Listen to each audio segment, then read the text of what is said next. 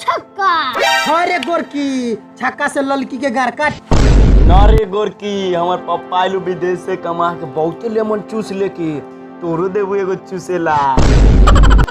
Bag साला गोटी निकालबो खेले लागी न हो। हेलो दू सोलौ पक्की।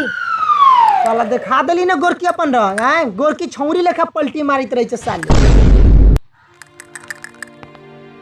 ले हई दू से पक्की के पीछे एक आ दू। 6 से गोटी 1 2। हे चंदन माई हमरा के 6 दिया 6 ले 6 से गोटी। हे चंदन माई 5 दिया 5 ले है 5 ले गोरकी हमरा गार के पीछे। हेलो 3 1 2 3। हई ले 5 कलुआ 1 2 3 4 5 कलुआ गार में लगलो कबाच।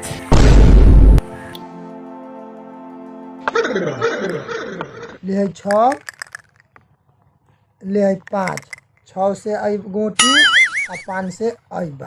चल ले गोरकी।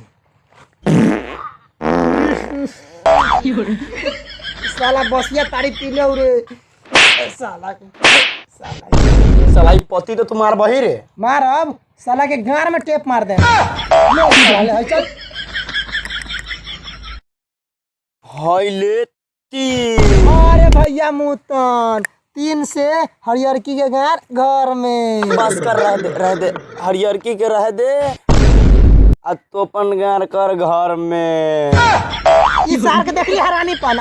ई सार हरियरकी के कान कट लिया सार हमर काट दल गवा के देखी छै। हमरा से दुश्मनी निभावी छ। ए दुश्मनी काती के लाली गोटी तो काटू ना। सार तो हमर गोटी करते हरियरकी के ना करते। काटू ना तो तोर लाली गोटी लास्ट गोटी रहलो। हां हमर लाली गोटी रहली रे। हाँ तो काटू ना। चल चल चल ले 2 से 1 2।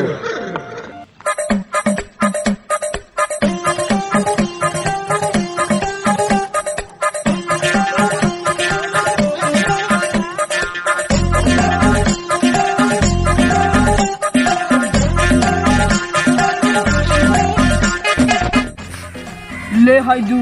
अरे भैया कलुआ इस सार के तो गोटी काट देबे ना हमर लाली गोटी काट ले हवे। अगर एकर गोटी काट देबे ना हमर दिल के बड़ा सुकून मिली। शांत रह। करू कांच गोटी बा तोहरी लाली गोटी बा। तोरा के छोड़ दे तो तू लाल हो जाइबे। अही के ले 1 आ 2 से तू गार ले आबे। बो हमरा खरा बकले रे साला। हैं साला हम खेल में इतना होइत रह जे तू की खूने खराबे पर उतर जाए। सार वो हमरा के काहे बोलला। ए मार दे तू का मुआ दे। सार तू खेलता रे रे साला तसीना तने का बोलता रे। आ तो ना खेले तानी ते का मुआ दा। कहीं ना खाले करा बो बोले के ले सार के गर्दन तोड़ दे। मैं तो ना बोलम गर्दन तोड़ दा हम जाता है। ए मार तू बहुत जल्दी खिस्सा डाले चला खेले। हे भगवान हमरा के छौ दे द। हमरा बाप की इज्जत बता लो। हमर बाप मुर्गा बेचेले।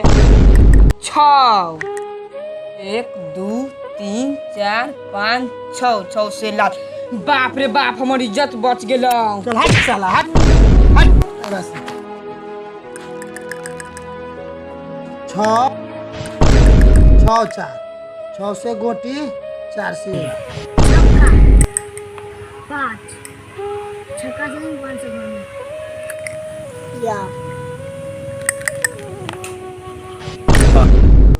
आज साथ चोरबा ये अपना पियर के गोटी का ट्रेन घर से चोरा चिन्ह बात और घर से बाहर केना गोटी गेलु रे। हम की जाने गेलियो हमर गोटी घर से बाहर केना गेलौ। हैं चोरी ना कैली। हम कला चोरी कर लियो। तो अपना बाप के कसम खाई था। अरे साला हमरा बाप के कसम खिया देल कहू हम ना छोड़बौ। रे साला रे साला